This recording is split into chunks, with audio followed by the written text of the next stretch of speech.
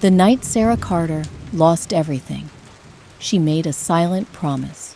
Standing outside the hospital room, staring through the glass at her unconscious father, Sarah clenched her fists. "They think they've won," she whispered. But deep inside, something had awakened, and one day they would regret everything. 10 years earlier, Sarah's family had been one of the most respected families in the city. Her father, Michael Carter, had built Carter Industries from nothing. He wasn't a billionaire, but he was honest, fair, and people trusted him. Sarah grew up believing success came from hard work and integrity, but the world had other rules, and the Harland family knew them very well. The Harlands were powerful, wealthy investors who controlled several major companies. Their empire stretched across real estate, manufacturing, and finance. To them, business wasn't about fairness. It was about power, and Michael Carter refused to play their game. That was his mistake. One afternoon, Sarah remembered walking into her father's office. Michael looked exhausted. Stacks of papers covered his desk. "Dad, what's wrong?" Sarah asked. Michael forced a smile. "Just business problems."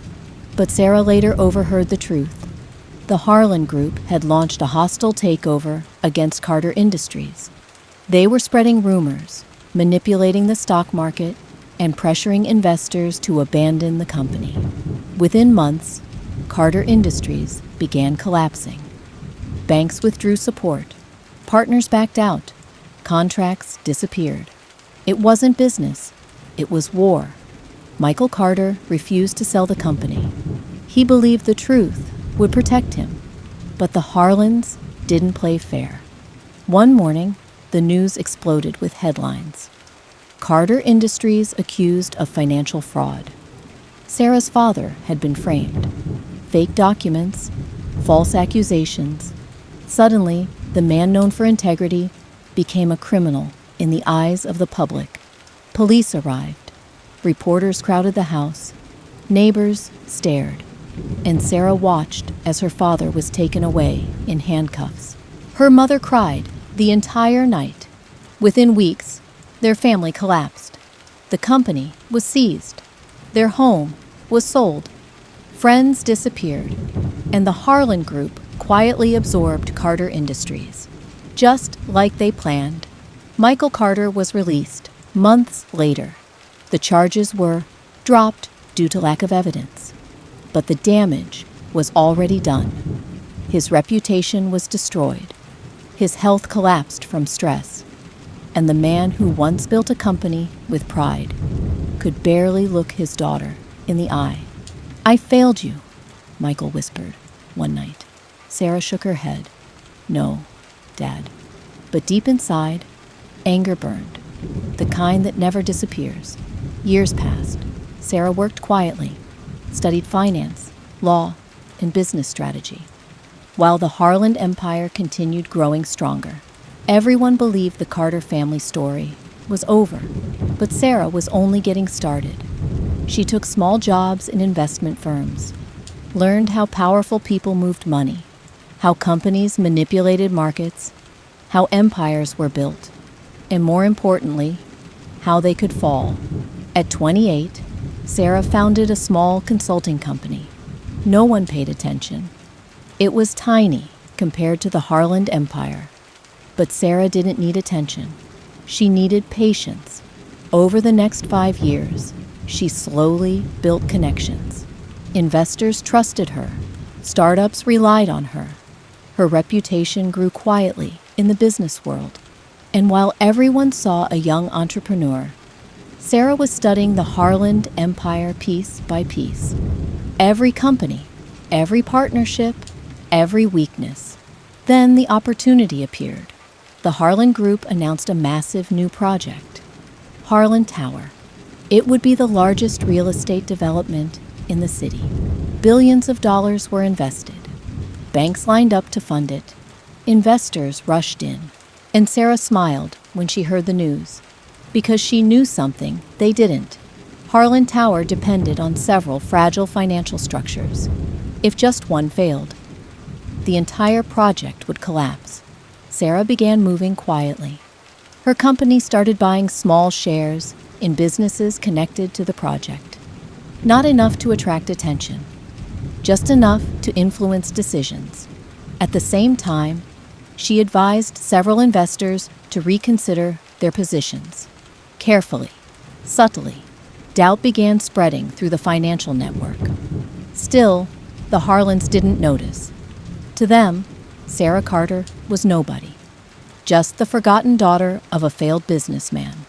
Then, the first crack appeared. One of the construction companies suddenly withdrew from the project. A week later, a major supplier canceled their contract. Banks started reviewing their loans. The Harland Group executives grew nervous. But the real disaster was still coming. Sarah had discovered something dangerous. Years earlier, the Harlands had secretly manipulated financial reports to hide losses, the same kind of fraud they once framed her father for.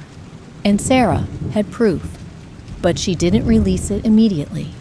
Instead, she waited until the Harland Tower project was at its peak investment stage, when billions were already on the line. Then she made her move.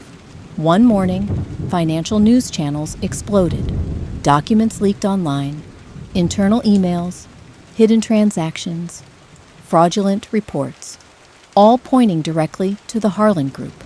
Investigations began instantly. Investors panicked. Stock prices crashed. Banks froze funding. Within days, the Harland Tower project collapsed, and the Harland empire began falling apart. Sarah watched the news silently, the same way she once watched her father taken away. But this time, the roles were reversed.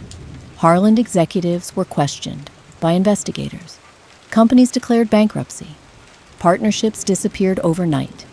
And the empire that once destroyed her family crumbled piece by piece. A week later, Sarah visited her father. Michael Carter was older now, weaker, but when he saw the news on television, he looked confused. "Why is the Harland Group collapsing?" he asked. Sarah smiled softly. "Business problems." Her father stared at her for a moment, then slowly understood. "You did this, didn't you?" Sarah didn't answer. She simply placed a folder on the table. Inside were the documents proving her father had been framed years ago. The truth, finally uncovered. Michael's eyes filled with tears. "You didn't have to do this." Sarah looked out the window. "Yes, I did." Months later, the investigation officially cleared Michael Carter's name. News headlines finally told the real story. The Carter family had been victims of corporate sabotage, and the Harland Empire became a symbol of greed and corruption. Many of their companies were sold. Others shut down completely. Ironically, one of the buyers was Sarah Carter. The same company her father built years ago, Carter Industries, was reborn, this time stronger, cleaner, and led by the daughter who never forgot the past. During the reopening ceremony, reporters asked Sarah a question. Was this revenge? Sarah paused for a moment, then answered calmly, "No." She looked at the new Carter Industries building. This was justice, because when they ruined her family, they believed the story had ended, but they were wrong. It had only just begun. And in the end, they destroyed a family, but she destroyed an empire.